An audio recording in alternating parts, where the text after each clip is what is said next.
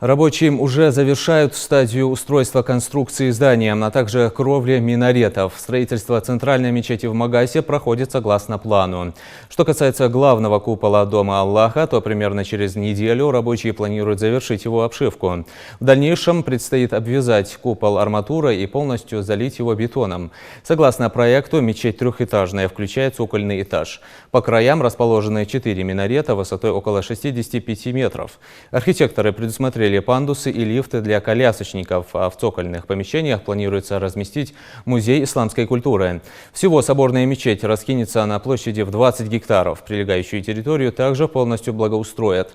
Мечеть «Сердце Кавказа» призвана стать одной из самых крупнейших не только в России, но и в Европе. Более 10 тысяч человек смогут молиться в ней одновременно. Каждый может внести свой вклад в строительство, ведь даже с самой незначительной помощью можно заработать довольство Всевышнего.